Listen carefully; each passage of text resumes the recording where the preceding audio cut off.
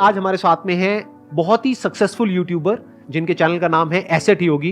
Please give an energetic and warm welcome to the one and only Mukul ji.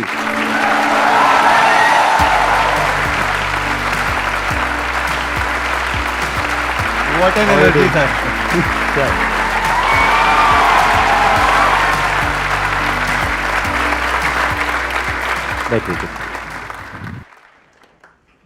YouTube creators के लिए ये वैसा वाला प्लेटफॉर्म हो गया है जैसे टीवी वाले सब लोग कपिल शर्मा शो में जाना चाहते हैं। हाँ। I think all creators want to come here. अरे थैंक यू सो मच जी, thank you so much for coming. तो अब आप कोई भी क्वेश्चन पूछ सकते हैं इनसे जो भी आपके माइंड में है फाइनेंस से रिलेटेड। सर मेरा क्वेश्चन ये है कि मैं अभी प्रिपरेशन कर रही हूँ बट मेरे घर से जैसे कुछ पैसे आते हैं लेकिन मैं चाहती हूँ कि मैं उनको कहीं इन्वेस्ट करूँ क्योंकि पैसे बच जाते हैं बट मुझे पता नहीं रहता है कि मैं कैसे इन्वेस्ट करूँ, जिस वजह से कभी कभी ऐसा होता है कि अननेसेसरी खर्चे हो जाते हैं बहुत ज़्यादा। तो मैं ये पूछना चाहती हूँ कि उस चीज़ को मैं कैसे मैनेज करूँ। तो देखिए आई थिंक सबसे पहले ना आपको अपने लर्निंग पे ध्यान देना चाहिए। आप कोई भी इन्वेस्टमेंट उठा लीजिए, मान लीजिए आप म्यूचुअल फंड्स में इन्वेस्ट करना चाहते हैं, स्टॉक मार्केट में इन्वेस्ट करना चाहते हैं जहां अच्छे रिटर्न्स मिलते हैं जी। तो आपका जो भी पैसा आ रहा है उसको है ना आप एक अपना लर्निंग किटी बना के चलिए। ओके। क्योंकि इतना बड़ा कैपिटल नहीं है ये कि आप ये सोचें कि मैं इससे करोड़पति बन जाऊं, है ना। तो आपको पहले ध्यान देना है कि मेरी कैपिटल कैसे बड़ी हो। तो कैपिटल बड़ी करने के लिए क्या करना होगा, आपको पहले सीखना होगा।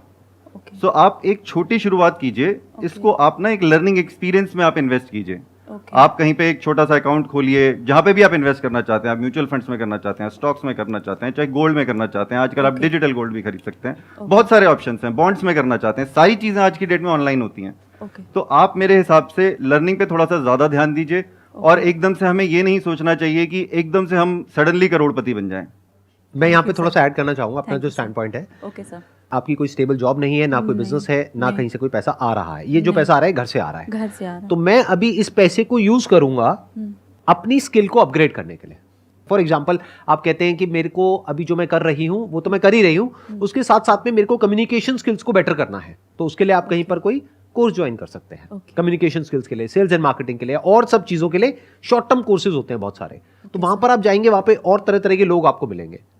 मानो वीकेंड पे क्लासेस हो रही है, तो वहां से जब आप सीखोगे तो उसकी जो रिटर्न आएगी लॉन्ग टर्म में, मानो अगर आपको सैलरी मिलने वाली है 50,000 रुपए और इसकी वजह से ये जो आप अलग अलग कोर्सेज करोगे उसकी वजह से वो बढ़ करके हो जाती है 70,000 रुपए, तो ये सिर्फ 20,000 रुपए नहीं है। 20,000 इंटू 12 कितना हुआ? 2,40,000 रुपए। 2,40,000 रुपए हर साल का, तो 10 साल में कितना हुआ? 24 लाख नहीं, बहुत ज्यादा हो जाएगा। Do not waste your time और मनी ऑन थिंग्स जो कि आपको कोई रिटर्न नहीं देने वाली। वो क्या हो सकता है, हमने खर्च दिया, मानो कपड़ों पे खर्च दिया, इस पे खर्च दिया, उस पे खर्च दिया, तो वो तो एक्सपेंस ही हो गया। दूसरा है आपने इन्वेस्ट कर दिया म्यूचुअल फंड में, यहां पे वहां पे। मैं कह रहा हूं दोनों ही मत करो। मेरे अकॉर्डिंग आप अभी पैसा लगाओ अपने आप को और बेटर बनाने में in terms of a candidate, अगर आगे जाकर के आपको जॉब करनी है तो। और साथ में आई थिंक जैसे आप इंटरेस्ट कह रहे हैं, अगर इन्वेस्टिंग में ही इंटरेस्ट है तो उसके अंदर भी आप लर्निंग कर सकते हैं, उसमें भी आपका स्किल सेट बढ़ ही रहा है। है ना। जैसे सर ने बोला कि आप अपने स्किल्स बढ़ा रहे हैं, आप जो भी अपस्किलिंग कर रहे हैं वो अपस्किलिंग आपकी इन्वेस्टिंग में भी हो सकती है if that is your interest. Otherwise yes definitely upskilling में जो रिटर्न्स हैं वो तो किसी में नहीं हो सकता। वॉरेन बफेट भी यही बोलते हैं कि उसमें तो इनफाइनाइट रिटर्न्स हो सकते हैं, कोई लिमिट थोड़ी है उसकी। बट अगर आपका उस अपस्किलिंग में इन्वेस्टिंग एक एरिया है जो एरिया ऑफ इंटरेस्ट है, आप उसके अंदर भी सीख सकते हैं। Okay sir, thank you sir. मैं एक बार आपसे कुछ क्वेश्चंस पूछना चाहूंगा, मेरे माइंड में कुछ क्वेश्चंस आ रहे हैं कि आपका खुद का जो इन्वेस्टमेंट पोर्टफोलियो है वो क्या है, कितना कितना परसेंटेज कहाँ पे आपने इन्वेस्ट किया? बड़ा ये हाँ, मैंने 2-3 बार इसका इनफैक्ट आंसर भी किया है। और ये ना मेरा भी जैसे ये एज ग्रुप है ना, मेरा हर एज ग्रुप में चेंज होता रहा है पोर्टफोलियो। सो स्टार्टिंग जो मेरी हुई थी, मुझे स्टॉक्स का उतना ज़्यादा एक्सपोजर नहीं था, मेरी स्टार्टिंग हुई रियल एस्टेट से। सो वहाँ मेरी गलतियाँ ये रही कि मैंने रियल एस्टेट में बहुत ज़्यादा इन्वेस्ट कर दिया इनिशियली, और जो मेरे को शायद नहीं करना चाहिए था। बहुत सारे उस टाइम पे आपको याद होगा 2005-6 में बड़े सारे रियल एस्टेट स्कैम्स भी आते थे। I know. तो मैंने हालांकि सबसे पहली इन्वेस्टमेंट एक चेन्नई में करी थी। वहाँ पे मुझे लगा यहाँ तो अच्छे बिल्डर्स हैं, आराम से रिटर्न्स कमा पा रहे हैं, तो सेम चीज़ मैंने एनसीआर में अप्लाई कर दी। ठीक है, वहाँ मुझे टाइम पे मिल गया था फ्लैट। यहाँ पे अब मैंने 2 बुकिंग्स डाली और दोनों मेरे आज तक भी लीगल केसेस चल रहे हैं। सो उसके बाद मुझे लगा कि नहीं, स्टॉक्स में अब मुझे करना चाहिए। स्टॉक्स में भी डेफिनेटली लर्निंग हुई, स्टॉक्स में पैसा डाला काफ़ी। ये कितने टाइम पहले आपने शुरू किया स्टॉक्स में पैसा डालना? स्टॉक्स में पैसा डालना, देखिए मैंने म्यूचुअल फंड्स में डालना शुरू किया था 2004 में, जब मेरी 2003 में पहली जॉब लगी थी। थोड़ा सा पैसा आया, 2004 में मैंने म्यूचुअल फंड्स में डालना शुरू करा। उसके बाद स्टॉक्स में इन्वेस्ट करना शुरू किया 2009-10 के अराउंड। तो पहले तो मुंह की खाई वहां पे भी, मैं बोलने वाला था, शुरू में तो लॉसेस हाँ आपको मिले तो होंगे। शुरू हाँ। में ऐसा ही था कि अगर मैंने 5 स्टॉक्स उठाए तो उसमें से 4 डूब गए। लेकिन फिर थैंकफुली कुछ स्टॉक्स में अच्छा करना भी शुरू किया, तब मेरी रिसर्च मुझे काम में आनी शुरू हुई, वो स्टॉक्स में अच्छा परफॉर्मेंस मिला। आज की डेट में अगर आप मेरे से बात करेंगे तो अब मेरा अपने खुद के बिजनेस में मैं ज़्यादा इन्वेस्ट करता हूँ, खुद का प्रोडक्ट बना रहे हैं, that is one. Number 2, startups में भी मैं इन्वेस्ट करता हूँ, क्योंकि पब्लिकली लिस्टेड कंपनीज में आपको जो लो बेस का इफेक्ट है वो थोड़ा कम देखने को मिलता है। क्योंकि स्टार्टअप्स में जब आप जैसे इन्वेस्ट करते हैं तो वो बहुत अर्ली स्टेज में आप इन्वेस्ट कर लेते हैं, और अगर आपको लगता है कि ये मेरे फिलॉसफी से मैच करता है तो आप उसमें इन्वेस्ट कर सकते हैं। तो अगर मेरे इस साल का आप पूछेंगे तो मेरा 100% पैसा इक्विटी में जा रहा है अभी। तो इक्विटी इन द सेंस कि Equities स्टार्टअप्स में जा रहा है एज एन एंजल इन्वेस्टर, या फिर स्टॉक्स में जा रहा है, या म्यूचुअल फंड में जा रहा है? Business is also equity. मैं अपने Right. धंधे में भी वो इन्वेस्ट कर आपके रहा हूँ, अपने बिजनेस में आप कर रहे हो, उसमें तो 70-80% जा रहा है। तो 70-80% आपके अपने बिजनेस में चला गया, बाकी का जो बचा 20-30% वो कहाँ जाता है? अभी इस कैलेंडर ईयर की बात करूं तो मेरा मैक्सिमम स्टार्टअप्स में गया, बाकी का बचा हुआ, और थोड़ा बहुत पब्लिक स्टॉक्स में, और कुछ पैसा हाँ मेरा ऑब्वियसली रियल एस्टेट में भी है। मेरे मतलब रेंटल इनकम बनाने के लिए मैंने कुछ अपना रियल एस्टेट पोर्टफोलियो भी बना लिया था। रेजिडेंशियल या कॉमर्शियल? मिक्स है, बट अगर किसी को सजेस्ट करूंगा मैं, ऑब्वियसली कमर्शियल बेटर है, मगर अगर घर खरीदना है तो घर खरीद सकते हैं। घर अपने रहने के लिए, अपने रहने के लिए घर is, you should not take it as an investment. ध्यान से समझिएगा, यहाँ पे एक बहुत इंपॉर्टेंट पॉइंट है समझने वाला। हम लोग क्या गलती करते हैं, पहले घर लेते हैं अपने खुद के रहने के लिए, वो तो चाहिए ही, नहीं तो रेंट पे हर साल शिफ्ट करते रहो, हर साल 2 साल में, राइट? तो अपने लिए घर बनाने में कोई दिक्कत नहीं है, क्योंकि उसका इनकम टैक्स के पॉइंट ऑफ व्यू से भी काफी बेनिफिट्स हो जाते हैं, काफी सारे एग्जेम्पशंस हैं। बट जो दूसरा हम इन्वेस्टमेंट करते हैं रियल एस्टेट में, वो हम क्या करते हैं, रेजिडेंशियल में करते हैं। ये गलती है, क्योंकि रेजिडेंशियल में जो रिटर्न है, यानी जो रेंटल इनकम है, वो अगर आप परसेंटेज में देखोगे तो बहुत ही कम है, हार्डली 1 और 2%। हाँ, अगर आप खाली रेंटल यील्ड की बात करेंगे तो रेंटल यील्ड दिल्ली जैसे जगह पे 2% मिलता है। रेंटल यानी कि जितना भी आपका रेंट आया divided by the property cost, वो 2% होती है, और थोड़ा बहुत कैपिटल एप्रिसिएशन मान लीजिए 4-5% का। तो अगर आपको 6-7% मिल रहा है तो इतनी तो महंगाई बढ़ जाती है, इसीलिए कोई खास फायदा नहीं है रेजिडेंशियल रियल एस्टेट में इन्वेस्ट करने का। वो भी काफ़ी टाइम तो बढ़ भी नहीं रही है प्रॉपर्टी, तो वो नेगेटिव रिटर्न भी हो सकता है। प्लस आप अगर आपने लोन पे खरीदा है तो वो नेगेटिव रिटर्न्स हो जाते हैं, क्योंकि आप इंटरेस्ट हर साल भर रहे हैं। हाँ। सर मेरा आपसे ये क्वेश्चन है, मेरे को 10 साल हो गए, मैं अपना फैमिली बिजनेस जो है पापा का वो रन कर रहा हूँ। हमारा जो बिजनेस है वो क्लॉथिंग का है। पहले मैं पापा के साथ ही काम करता था, फिर मेरे को लगा कि मुझे कुछ अलग करना चाहिए, तो अब हम ऐसा सोच रहे हैं कि हम थोड़ा लाइन चेंज करें। जैसे मैं हूँ, मेरे भैया भी साथ में आए हुए हैं, और हम चाह रहे हैं कि फूड जो आजकल डिमांड में ज़्यादा है, जैसे कि फास्ट फूड हो गया, बेवरेजेस वगैरह हो गए, तो इसमें हम इन्वेस्ट करना चाह रहे हैं। तो आपसे मैं ये पूछना चाह रहा हूँ कि क्या हमें ऑलरेडी जो इस्टेब्लिश्ड ब्रांड है उसका हमको फ्रेंचाइजी मॉडल पे काम करना चाहिए, या हमें खुद का कुछ स्टार्ट करना चाहिए? मेरा ऐसा मानना है कि अगर आप ऐसे बिजनेस में कूद रहे हैं जिसकी आपकी नॉलेज नहीं है, बिल्कुल ज़ीरो है, तो franchisee is a better option. For example मैं आपको बताता हूँ कि 2007-8 में जब मैंने अपना MBA पास किया था, तो उस टाइम पे मैं बहुत ज़्यादा स्टार्टअप्स में काम करना चाहता था, बट स्टार्टअप्स थे ही नहीं, तो लगा फिर खुद ही करना पड़ेगा। लेकिन अगर आपको ऑप्शन मिल रहा है, अगर आप फ्रेंचाइजी से सीख सकते हैं, तो वो मेरे हिसाब से बेटर ऑप्शन है। बट एनीवे वो आपकी चॉइस भी है। कई लोग ये भी सोचते हैं कि मेरे को स्टार्टिंग से ही अपना ब्रांड बनाना है, लेकिन आप जो भी करें पहले उसके अंदर ना रिसर्च ज़रूर कीजिए। अगर आप अपना खुद का भी ब्रांड बना रहे हैं तो 1 साल तक ना आप उसको स्टार्ट मत करना, आप पहले 1 साल तक उसके बारे में पढ़ाई करना कि बाकी लोगों ने कैसे किया, ब्रांड कैसे बनाया। और जैसे आप अपनी एग्जिस्टिंग बिजनेस के अंदर भी जो प्रॉब्लम फेस कर रहे हैं, वो शायद कहीं ना कहीं ब्रांड नहीं है, आप बहुत सारे लोगों के साथ compete कर रहे हैं। Yes sir. तो चाहे आप अपने क्लोथिंग की बात करें, बिजनेस की, जब आप ब्रांड बनाएंगे तो नेचुरली लोग अट्रैक्ट होंगे। और ब्रांड बनाना सर ओवरनाइट खेल नहीं है, उसमें टाइम लगता है, उसमें सालों लग जाते हैं। Sandeep Maheshwari is not an overnight brand. 10 साल हो गए हैं इनको शायद यूट्यूब पे ही। राइट, 10 साल हो गए। यहाँ पर मैं भी थोड़ा सा ऐड करता हूँ कि आप ये कह रहे हो कि अभी 10 साल का आपको एक्सपीरियंस है, आपको और आपके ब्रदर को। आपके ब्रदर भी आए हुए हैं साथ में, राइट? थोड़ा सा आप लोग मेरे को बताइए अपने बिजनेस के बारे में। सर मेरे फादर जो है वो पिछले 30 साल से बिजनेस कर रहे हैं क्लोथिंग का, और हमने रेडीमेड का स्टार्ट किया है। इनिशियली तो मेरा भाई भी उनके साथ ही था क्लोथिंग में, और पिछले 4 या 5 साल से हम गारमेंट्स का काम कर रहे हैं। गारमेंट्स किस तरह के? फेमिन के, मेन के? फैमिली शोरूम है जिसमें किड्स का भी मिलता है और मेंस का और लेडीज़ का सब मिलता है। किड्स का भी है, मेन का भी है, लेडीज का भी है। जी। आपने कहीं पे शॉप खोल रखी है या कोई शोरूम खोल रखा है? जी सर। तो अभी हमारे टोटल 4 काउंटर हो रखे हैं, जिसपे एक पे मेरे पापा बैठते हैं, एक पे मैं बैठता हूँ, एक पे मेरा भाई बैठता है और एक मेरे बड़े पापा का काउंटर भी है। लेकिन अब ओवर द टाइम हमको ये फील हुआ है कि इसके अंदर ना सबसे बड़ी प्रॉब्लम होती है रेडीमेड गारमेंट में डेड स्टॉक की। स्टॉक बहुत डेड होता है और हमको इन्वेस्ट बहुत करना पड़ता है, स्टॉक बहुत रखना पड़ता है, क्योंकि हर कस्टमर को आज ऑप्शंस चाहिए। ऑनलाइन बिजनेस स्पेशली जब से आ गया है कि हमको और भी दिखाओ और भी दिखाओ, तो हमको ऐसा फील हो रहा है कि ये थोड़ा ट्रेडिशनल वे है। हमने इसको ट्राई भी किया हम ऑनलाइन लेवल पे करें, लेकिन उसमें थोड़ी डिफिकल्टी ज़्यादा हो रही है। उसमें किसी एक पर्टिकुलर डिज़ाइन को भी हमको कंटिन्यू करना पड़ता है। तो हम सोच रहे हैं कि अभी जो मार्केट में सबसे ज़्यादा हॉट, जो सबसे डिमांडिंग चीज़ है वो है F&B। तो हम सोच रहे हैं कि इसका हम स्टार्ट करें। तो अभी यही कन्फ्यूजन था दिमाग में, और हम ये जो कर रहे हैं इसमें हम थोड़ा बहुत हमारा इन्वेस्ट करें, लेकिन मेजर पार्ट इसमें हम कहीं से लोन ले रहे हैं।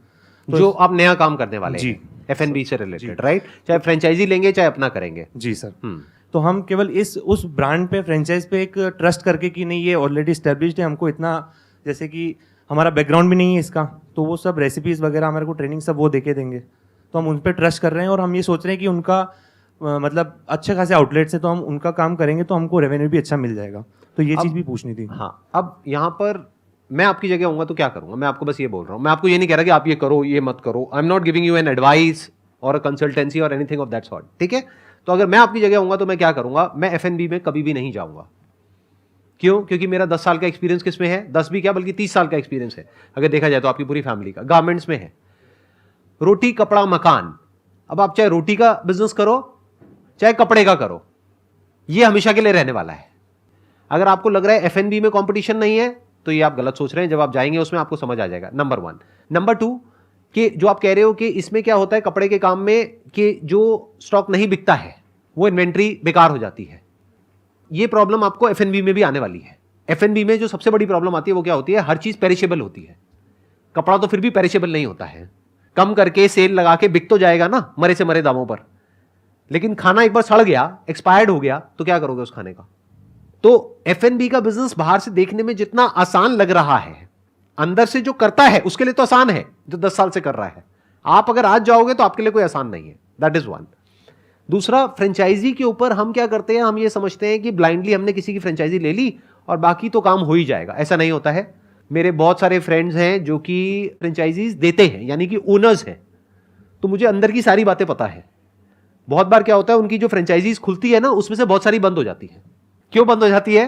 क्योंकि जो पर्सन उस फ्रेंचाइजी को चला रहा है उसका भी स्किन इन द गेम होना बहुत जरूरी है। उसकी भी थोड़ी नॉलेज, अंडरस्टैंडिंग, टाइम, उसको सब कुछ देना पड़ेगा उसमें, तब जाकर के वो काम चलता है। तो बहुत सारे फैक्टर्स हैं वहां पे, और वो भी एक दिन में नहीं चलता है। ऐसा नहीं आज आपने खोला और कल चल गया। तो ध्यान से समझिए मेरी इस बात को। ये हम सब एक बहुत बड़ी गलती करते हैं बिजनेस में। ये सब करते हैं। हम क्या करते हैं? अपनी लाइन को चेंज करने के बारे में सोचते हैं जब इस लाइन में प्रॉब्लम आती है। अरे जो भी प्रॉब्लम आ रही है ये आपकी अपनी लाइन है। इसको ऐसे देखो, आपकी अपनी एक जिंदगी है, मेरी अपनी एक जिंदगी है। आप कहोगे यार इसकी जिंदगी बहुत बढ़िया है, क्यों? दूर से देख रहे हो। अगर 2 दिन के लिए हम अपनी बॉडीज एक्सचेंज कर लेना, हमारी ब्रेन्स आपस में कनेक्ट हो जाती है। आपको मेरी लाइफ जीने के लिए मिलती है 1 हफ्ते के लिए, और मेरे को आपकी लाइफ जीने के लिए मिलती है। आपको क्या लग रहा है यहां पर इस बॉडी में आने के बाद में आपको बहुत मजा आने वाला है? ज़्यादा फ्रस्ट्रेशन मिलेगा और ज्यादा फ्रस्ट्रेशन हो जाएगा। आपको लगता है मैं इतना फ्रस्ट्रेटेड हूं अपनी जिंदगी से? नहीं सर ऐसी बात नहीं है, बट जिस लेवल पे मैं अभी हूँ उसके कंपेयर में मैं उस टास्क को, जो आप जिस लेवल पे आप उनको सॉर्ट आउट करते हो, जितना इजीली लेट गो कर देते हो, उस लेवल पे शायद मैं नहीं कर पाऊँ। और मैं अगर आपकी जगह पे आ जाऊंगा तो मैं कंफ्यूज हो जाऊंगा। क्यों? क्योंकि आपको 10 साल 20 साल का एक्सपीरियंस है उस सिचुएशन को टैकल करने का। मेरे को 2-3 साल लगेंगे उस लेवल तक पहुंचने में कि मैं आपकी लाइफ की जो प्रॉब्लम्स है उसको टैकल कर सकूं। मैं अपनी लाइफ की प्रॉब्लम्स को तो टैकल कर सकता हूं, आपकी लाइफ की कैसे करूंगा? तो ये F&B के चक्रों से बाहर आ जाओ। या मैं आपको ये नहीं कह रहा आप बाहर आ जाओ, अगर मैं होता तो मैं इन चक्रों में नहीं पड़ता। मैं क्या करता, अपनी लाइन है, 10-20 साल का 30 साल का एक्सपीरियंस है, इस लाइन में बहुत कुछ किया जा सकता है। आपको एक मजेदार बात बताऊं, बहुत कमाल की, मजा आ जाएगा सुन करके। इस वक्त I can give it to you on a blank piece of paper in writing कि जो लोग F&B में लॉसेज उठा रहे हैं, यानी कोविड की वजह से बहुत सारे लोगों के रेस्टोरेंट्स बंद हुए हैं, वो भी पता है क्या सोच रहे होंगे अपने घर में बैठ करके? कि मेरे को क्लोथिंग का काम करना है, गारमेंट इंडस्ट्री में आना है, ये काम बढ़िया है, ये कहां मैं F&B के चक्करों में पड़ गया।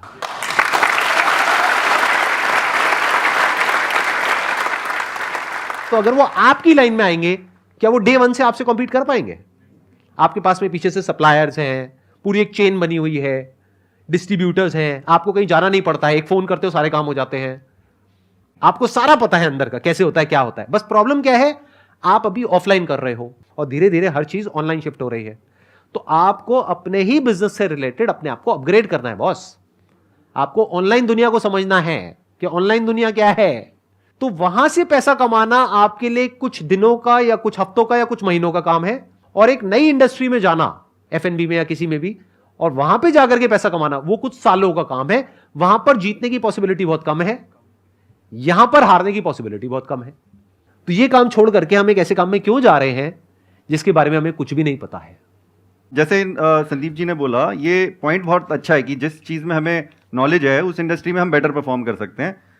अब उस इंडस्ट्री में आप ये आइडेंटिफाई करो कि कौन सा घोड़ा बहुत तेज़ भाग रहा है और उस घोड़े पे मैं चढ़ जाऊं। अब मैं आपको अपना एग्जांपल भी देता हूं। मैं ना ब्लॉग्स लिख रहा था, assetyogi.com ब्लॉग था मेरा पहले। फिर सडनली पता चला कि वीडियोस का तो बहुत तेज़ घोड़ा भाग रहा है, इन्वेस्टमेंट भी कुछ नहीं है। सीक्रेट बता रहा हूं मैं, बहुत सारी ब्रांड्स का ध्यान दीजिएगा। बहुत सारे प्रोडक्ट्स अमेजॉन तेज घोड़ा है भागने का, उसके ऊपर सवार हो गए, फ्लिपकार्ट पे सवार हो गए, आज की डेट में जोमेटो के ऊपर सवार हो गए, स्विगी के ऊपर सवार हो गए। आज की डेट में आप F&B बिजनेस की बात कर रहे हैं, क्लाउड किचन खोल रहे हैं लोग, दिखता भी नहीं आउटलेट तो कि कहां से आ रहा है। कितने बड़े बड़े बिजनेसेस बन गए। कोई इतना तेज घोड़ा भाग रहा है क्या कि आप जिस पे चढ़ पाएं। यूट्यूब से बहुत सारे बिजनेसेस शुरू हो चुके हैं, कुछ $1 बिलियन कंपनीज बन चुकी हैं। बात यह है कि क्या आप ऐसा घोड़ा आइडेंटिफाई कर सकते हैं जो आपको सूट करे, जहां पे आप काम कर सकते हैं, और उस घोड़े पे सवार हो जाइए। और ये बहुत अच्छा बिजनेस है, कोई खराब बिजनेस नहीं है। Fashion business is a good business. यहाँ पे हर साल नए कपड़े चाहिए लोगों को, इतना तेज होता है चेंज। लेकिन ना आपको ब्रांड बनानी पड़ेगी जिससे लोग अट्रैक्ट हो कि हाँ इस ब्रांड का कपड़ा खरीदना है हमको। अब हम जैसे बोलते हैं ना, काफी लोग बोलते हैं कि XYZ का ईयरफोन खरीदना है, ठीक है, ABC का फोन खरीदना है। तो वो अगर आप ब्रांड अगर आपने एक बार बना लिया तो वो पुल मार्केटिंग होना शुरू हो जाएगी। Thank you so much sir for coming. Thank you. Thank you.